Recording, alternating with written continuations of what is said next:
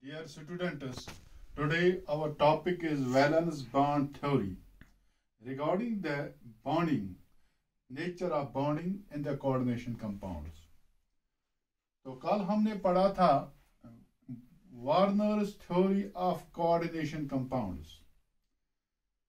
तो उधर मैंने आपको बताया था कि वार्नर्स थ्योरी के क्या क्या पोस्टुलेट्स थे। Many attempts were made in order to explain the nature of bonding in the coordination compounds, but it was Alfred Warner who was first of all able to explain the nature of bonding in the coordination compounds. According to his theory, metal atom possesses two. In a coordination compound, a metal atom consists of two valencies, that is the primary valency and the secondary valencies. The primary valencies were due to the formation of its simple salts, and the secondary valencies were due to the formation of its complex ions. तो primary valencies को oxidation state कहा जाता है, secondary valencies को coordination number कहा जाता है. Although it was the efforts of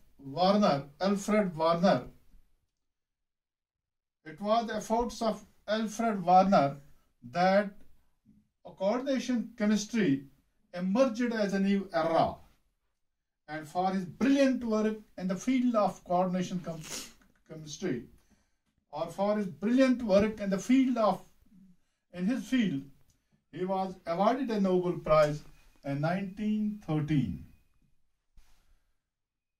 But although he was able to explain most of the properties of the coordination compounds regarding the nature of bonding, but there were some basic concepts which he could not explain. For example, this theory could not explain why some of the elements form coordination compounds while the others do not. Why some of the elements form coordination compounds,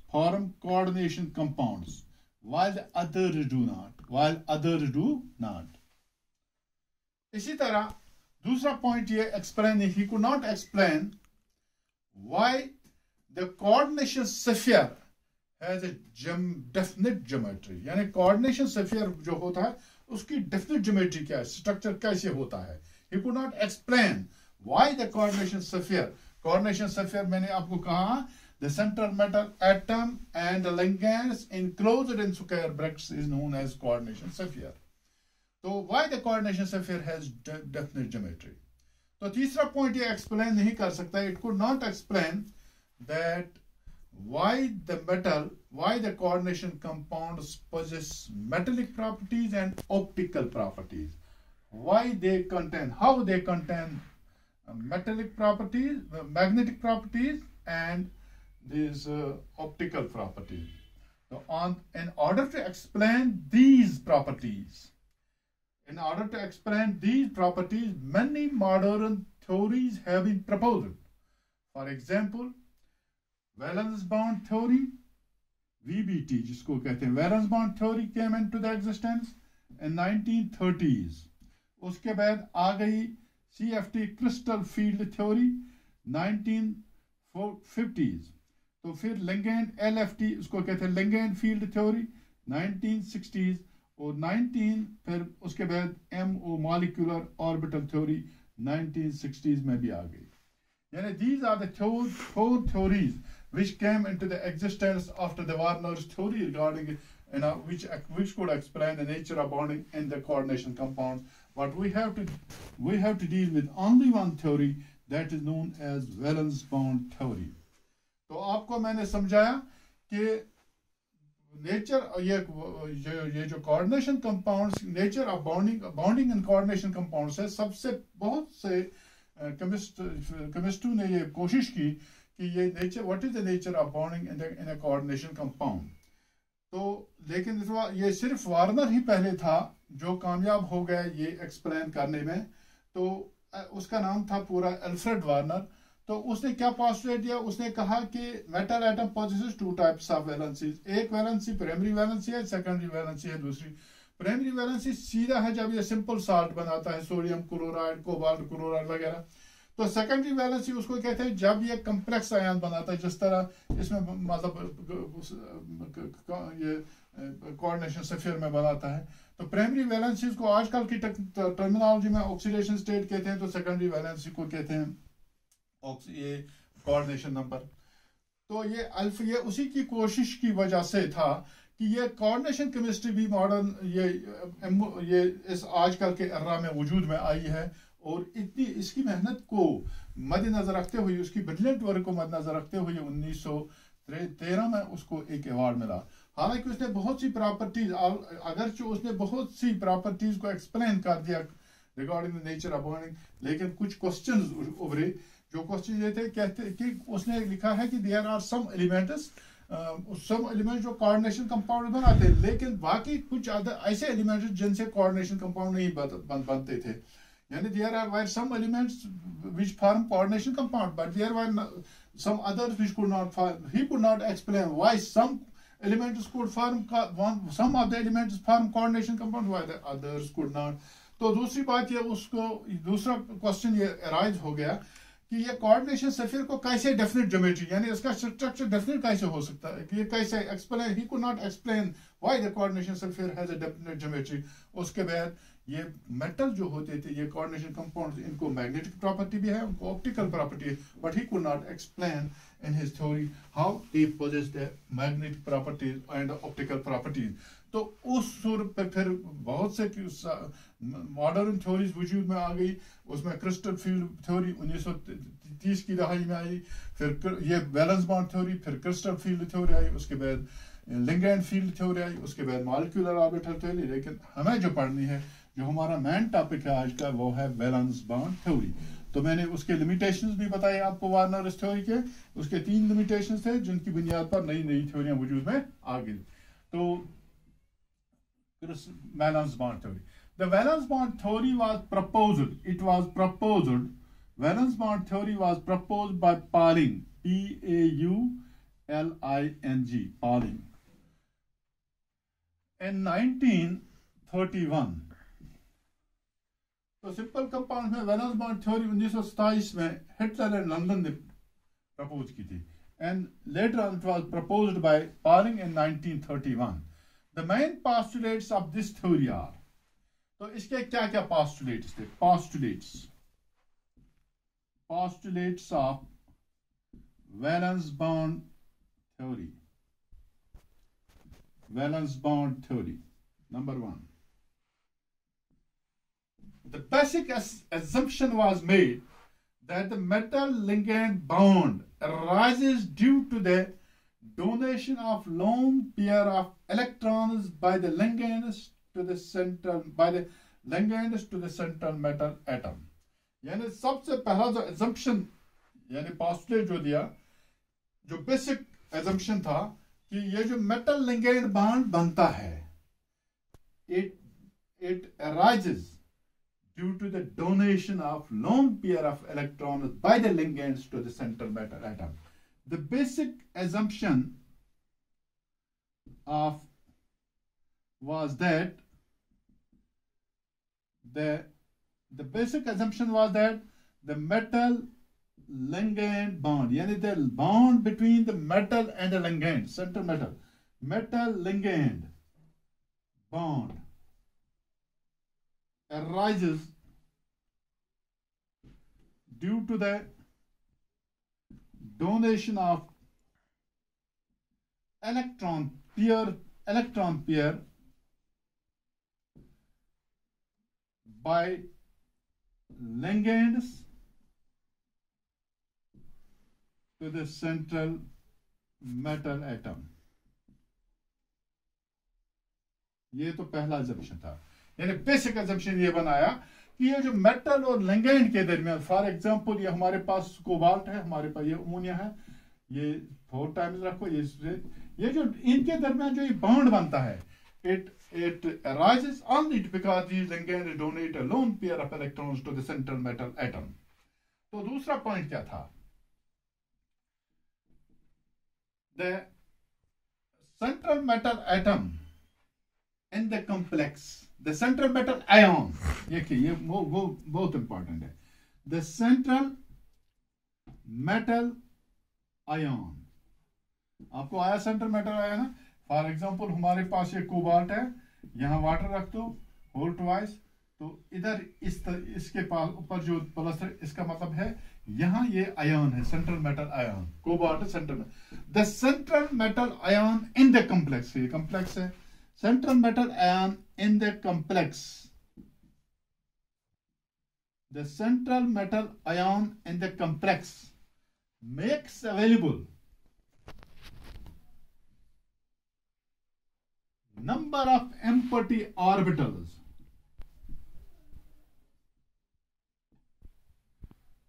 Empty orbitals, इसकी example भी मैं दे दूंगा. Number of empty orbitals for the formation of coordination bonds. For the formation of coordination bond,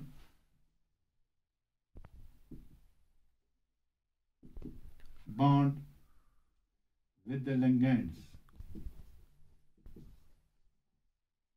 देखिए क्या है? The central metal ion in the complex makes available the number of empty orbitals available for the formation of coordination bonds with the ligands. The number of empty orbitals made available for this purpose is equal to the coordination number. Is equal to the coordination number. The number of empty orbitals made available for this purpose is equal to the coordination number. Is equal to the coordination number. If the coordination number, if coordination number is 4 empty orbitals are made available. 4 empty orbitals are made available. If the coordination number is 6 empty orbitals are made available for the formation of coordination bond. For the formation of coordination bond. तो क्या दूसरा assumption क्या है? The central metal ion in the complex makes available number of empty orbitals for the formation of a covalent coordination bond with the ligands. The number of empty orbitals made available for this purpose is equal to the coordination number. If the coordination number is 4, then only 4 empty orbitals are made available. If the coordination number is 6, then 6 empty orbitals are made available for the formation of coordination bond. तो इसकी मैं एक भी example एक दे दूंगा, फिर दिखाऊंगा किस तरह. फिलहाल तो ये दूसरा assumption है. तो तीसरा assumption, the appropriate atomic orbitals, appropriate atomic orbitals,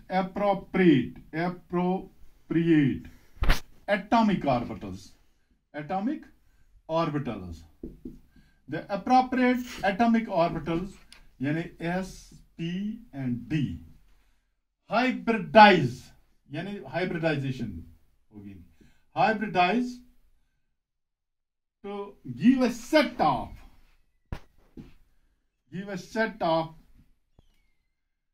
new orbitals of definite geometry, यानी definite geometry. The appropriate atomic orbital यानी S, P and D यानी S orbital, P orbital, D orbital, they undergo hybridization to give a set of new orbitals of new equivalent orbitals, equivalent new orbitals, equivalent जितने ये होंगे उतने ही देंगे of definite geometry. आपने hybridization पढ़ी होगी of definite geometry such as square planar, tetrahedral, octahedral, etc. The appropriate s orbitals hybridize to give a set of equivalent orbitals of definite geometry such as square planar, tetrahedral, octahedral, etc. If the coordination number is 4, if the coordination number is 4, अगर coordination number 4 होगा तो geometry, तो type of hybridisation होगा, type of hybridisation sp3, तो geometry of the molecule will be tetrahedral, tetrahedral. ये हो गया coordination number, ये हो गया कोऑर्डिनेशन नंबर, ये हो गया हाइब्रिडाइजेशन, टाइप ऑफ हाइब्रिडाइजेशन। तो ज्योमेट्री, ये हो गया geometry of the molecule will be tetrahedral. If the coordination number is 6, if the coordination number is again 4, तो ज्योमेट्री ऑफ द मॉलिक्यूल होगा dsp2। अगर होगा तो ज्योमेट्री ऑफ द मॉलिक्यूल निकलेगा स्क्वायर प्लानर, स्क्वायर प्लानर। तो अगर coordination number होगा 6 तो ज्योमेट्री ऑफ द मॉलिक्यूल होगा d2sp3 या और sp3d2, sp3d2। तो ये हो गया ना 6, 3 2 6 और 1 7, तो इसका ये होगा octahedral, octahedral. So geometry of the molecule will be octahedral। तो मैंने क्या कहा, the appropriate, यहाँ कौन सा S और P hybridization होगी, यहाँ DSP, यहाँ DSP, ये वही मैंने बताया। The appropriate atomic orbitals S, P and D hybridized to give an equivalent set of new orbitals of definite geometry such as square planar geometry, tetrahedral, octahedral. If the coordination number of the center metal M is center metal ion is 4, that is secondary valences are 4, type of hybridization sp3 होगा, तो geometry of the molecule का structure जो होगा वो tetrahedral होगा। अगर type of hybridization होगी dsp2 तो square planar geometry होगी। अगर coordination number 6 होगा तो ये hybridization dsp2 या sp3 या sp3d2 होगा, तो इसको कहते हैं ये ऑक्टाहेड्रल ज्योमेट्री होगी। तो फिर उसके बाद द डी ऑर्बिटल्स, और तीसरा है द डी ऑर्बिटल्स, फिर चौथा the D orbitals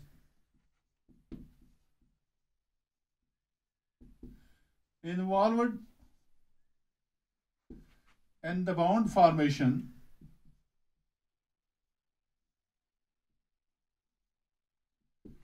is either inner d orbitals, that is n minus 1 d orbitals, or outer d orbitals, that is nd orbitals। तो आपको कैसे समझ आएगा?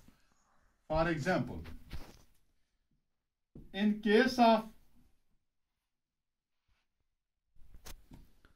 octahedral hybridization,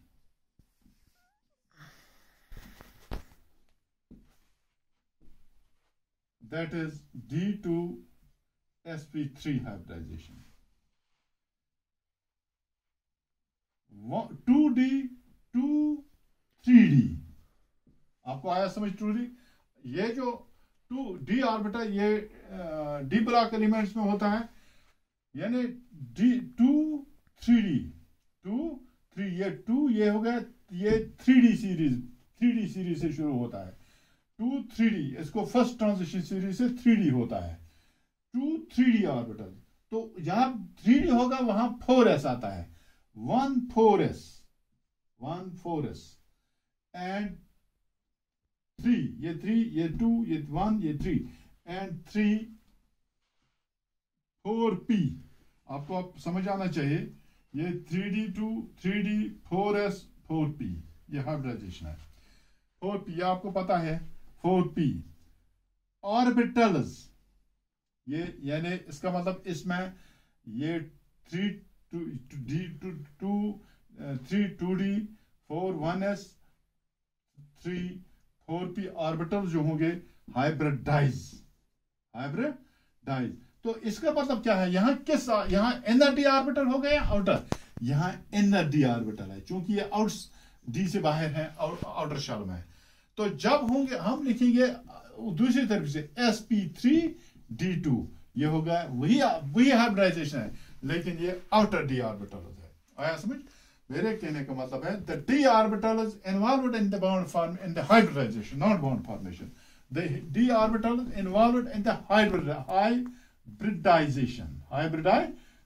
The d orbitals involved in the hybridization are either inner d orbitals, जो मैंने बताया ये जब d2sp3 होगा तो फिर inner d orbital hybridization होगा, that is n-1 d orbital, यानी n-1 होगा last but one ऑर्बिटल, और आउटर डी ऑर्बिटल, और आउटर डी ऑर्बिटल होगा जब इस तरह होगा sp3d2, फिर ये outer D orbital.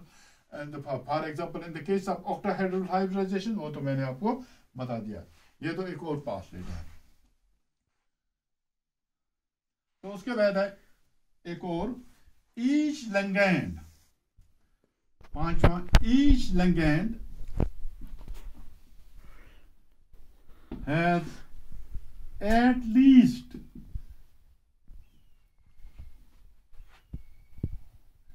least one lone pair of electrons.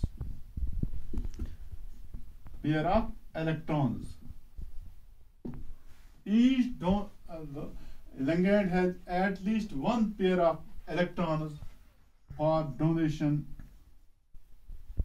to central metal atom.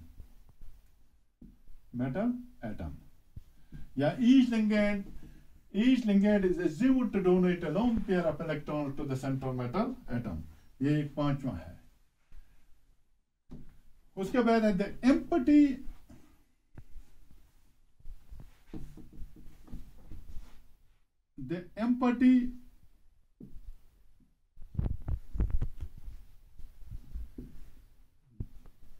empty hybrid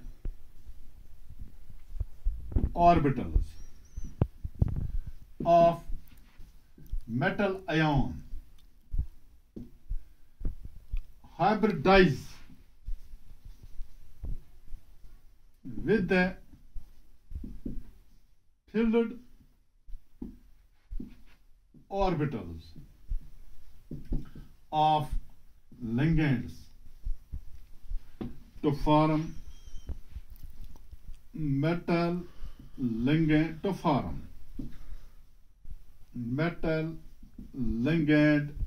coordinate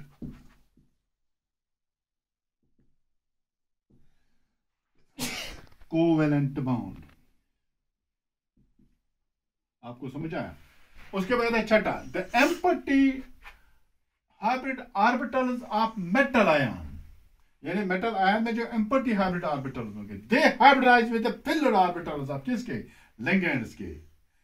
तो बनाएंगे वो मेटल लिगेंड कोवेलेंट बॉन्ड। तो मैं एक एग्जांपल दिखाऊंगा। Let us take the example of a complex having coordination number 10। Example of complex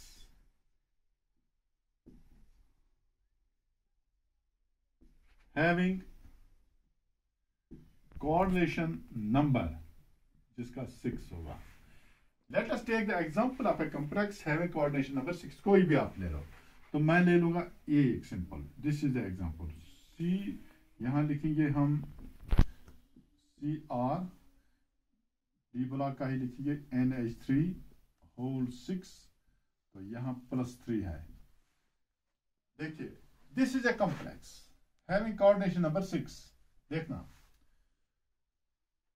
The atomic number of chromium जो होता है वो कितना है? Atomic number of chromium it is 24। क्योंकि आपको मालूम होना चाहिए क्रोमियम 3D सीरीज में आता है, 3D सीरीज में, जहां सिकोनियम, टाइटेनियम, वेनाडियम और उसके बाद क्रोमियम। सिकोनियम का एटॉमिक नंबर 21 है, इसका 22 है, इसका 23 है, इसका 24 है।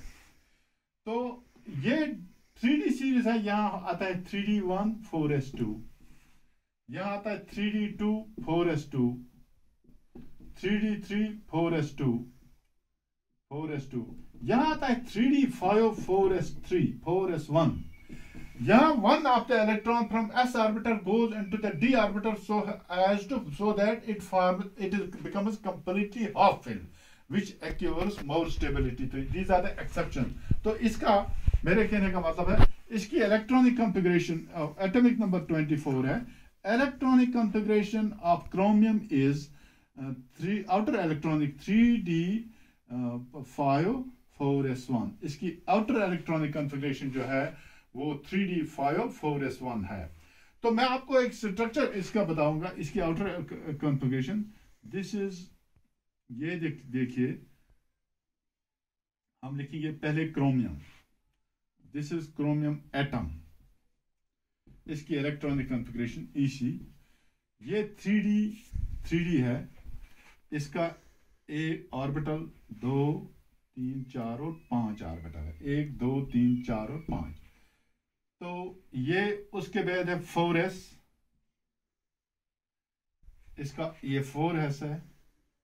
इसके बाद है ये 4p, क्योंकि उधर 4p भी ऑर्बिटल में, उस जब d आया तो 4p भी आएगा. यहां 5 है. एक, according to the Pauli's exclusion principle, the orbitals are filled first singly. तो अब प्रिंसिपल से ये 5 हो गया.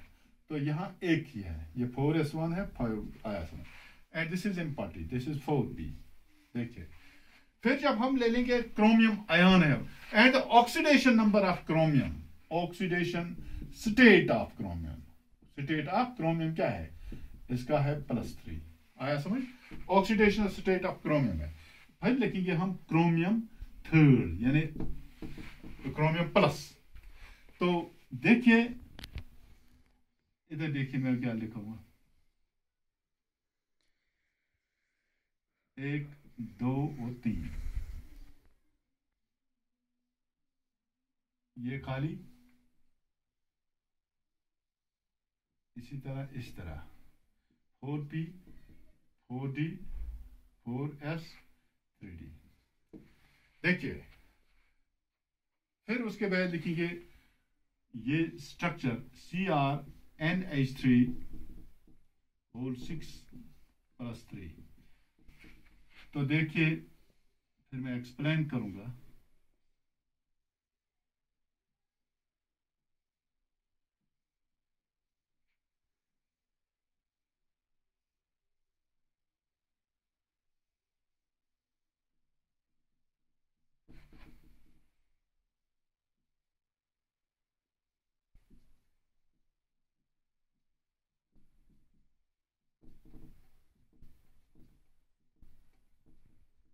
देखिए,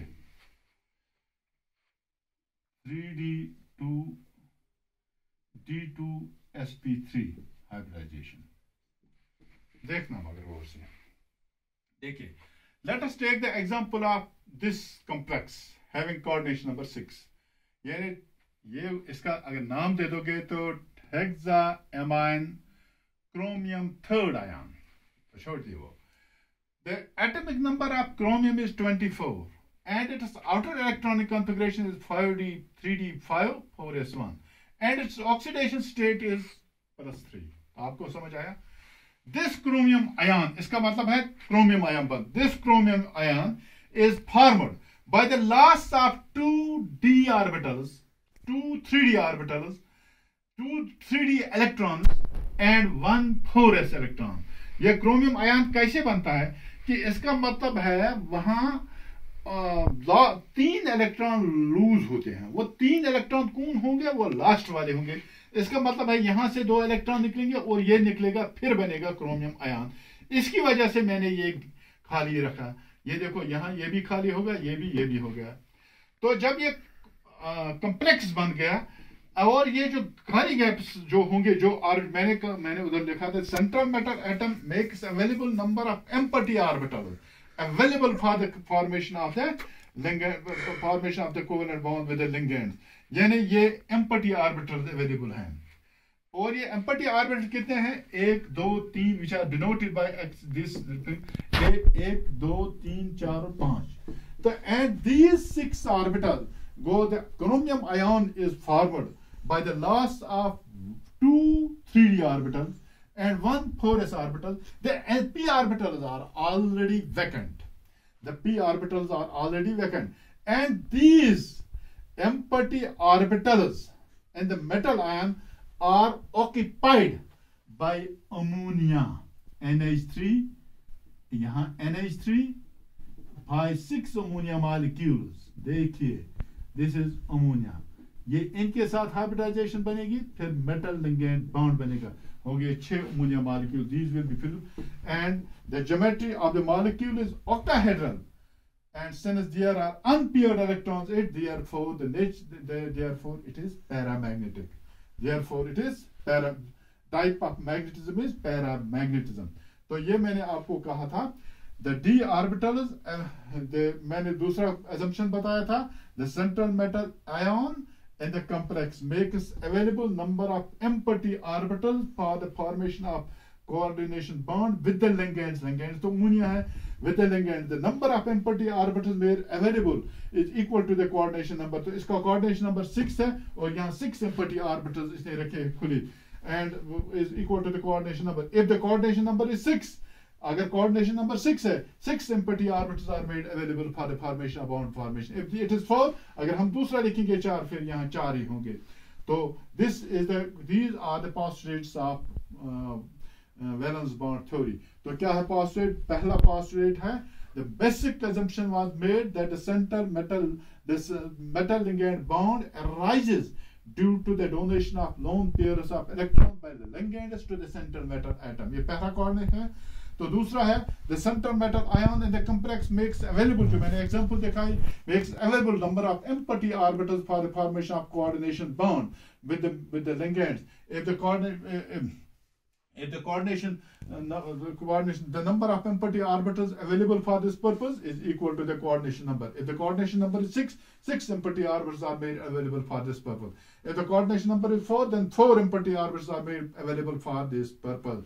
तो फिर दूसरा प्लान है, the appropriate s orbitals, the appropriate atomic orbit, that is s, p and d, hybridized to give an equivalent set of new orbitals of definite geometry. For example, octahedral hybridization and octahedral, tetrahedral or square planar hybridization. If the coordination number is 4 and the type of hybridization is sp3, तो tetrahedral hybridization geometry होगी. If the coordination number is 4, अगर dsp2 hybridization type होगा तो square planar होगा. अगर 6 होगा तो octahedral hybridization sp3d2 होगा, या d2 sp3 होगा तो octahedral geometry होगी. तो दूसरा मैंने बताया, d orbital जो hybridization में इन्वॉल्व होता है, या वो inner d orbital होगा या outer d orbital होगा. inner d orbital उस वक्त होगा जब type of hybridization d2 sp3 होगा,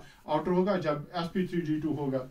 तो वो भी मैंने एग्जांपल आपको बताई. Each ligand is assumed to donate a lone pair of electrons to the central metal atom.